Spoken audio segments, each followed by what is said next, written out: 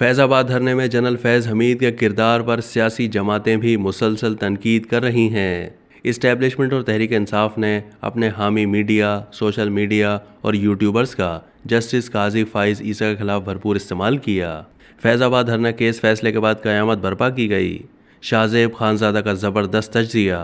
सहाफ़ी शाहज़ेब खानज़ादा ने प्रोग्राम में तज्ज़िया पेश करते हुए कहा है कि फैज़ाबाद धरना केस फैसले पर नज़रसानी के लिए जाने वाली PTI अब बड़ा यूटर्न लेकर फैसले पर अमल दरामद का मुतालबा कर रही है। अपनी हुकूमत बचाने के लिए बतौर DG ISI जनरल फैज़ हमीद को ओहदे पर बरकरार रखने की ज़िद करने वाले इमरान खान की तहरीक इंसाफ आज जनरल फैज़ हमीद और दीगर के दिफा से भी पीछे हट गई है।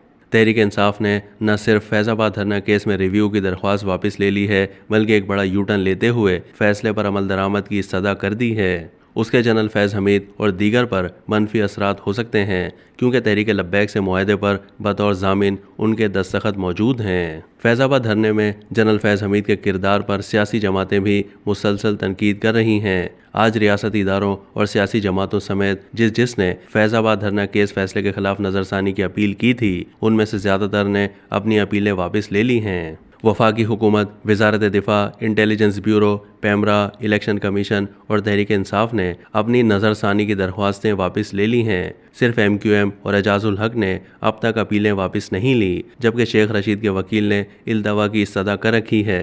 शाहज़ेब खानज़ादा ने तज्ज़िये में मज़ीद कहा है कि जस्टिस काजी फ़ाइज़ ईसा ने फैज़ाबाद धरना केस के फैसले में लिखा कि अदालत हुकूमत पाकिस्तान को वज़ारत दिफा के ज़रिए और आर्मी चीफ, नेवल चीफ और एयरफोर्स के चीफ को हिदायत करती है कि वो अपने मातहत उन अफसरान के खिलाफ कार्रवाई करें जिन्होंने अपने हल्फ की खिलाफ वर्जी की है। मगर तहरीक इंसाफ की हुकूमत ने फैसले पर अमल दरामद करने के बजाय जस्टिस काजी फ़ाइज़ के खिलाफ सदर मुमलिकत डॉक्टर आरिफ अलवी को रेफरेंस भिजवा दिया, जिसे उन्होंने सुप्रीम जुडिशल काउंसिल को भिजवा दिया।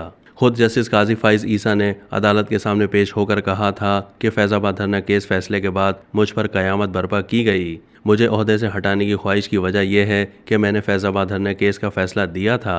19 जून 2020 को सुप्रीम कोर्ट ने जस्टिस काजी फ़ाइज़ के खिलाफ सदारती रेफरेंस कलअदम करार दे दिया, जबकि 10 में से 7 जजों ने जस्टिस काजी फ़ाइज़ की अहलिया और उनके बच्चों का मामला FBR में भेजने का हुक्म दे दिया।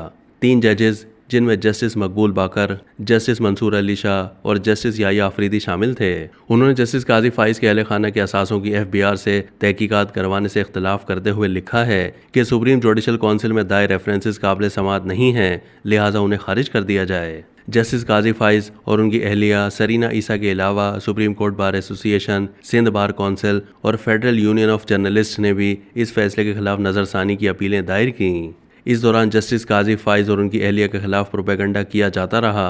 तहरीक इंसाफ के रहनुमा जस्टिस काजी फ़ाइज़ और उनकी अहलिया सरीना ईसा की तज़हीक करते रहे। मीडिया में उन्हें बदनाम किया जाता रहा। वो अपने दिफा में आवाज़ उठाते तो तहरीक इंसाफ के वज़रा मज़ीद तज़हीक करते। उस वक्त के वज़ीर आज़म इमरान खान की काबीना और उनके दोस्तों के असासों पर सवाल उठा तो वज़ीर आज़म के मुआविन खुसूसी और करीबी दोस्त जुल्फ़ी बुखारी ने जस्टिस काजी फ़ाइज़ के खिलाफ रेफरेंस का दिफा करते हुए कहा कि इसका मवाजना किसी और से नहीं किया जा सकता।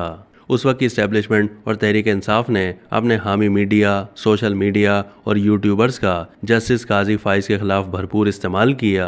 अब तक के लिए इतना ही। मज़ीद मालूमात के लिए डेली जंग के यूट्यूब चैनल को सब्सक्राइब कीजिए।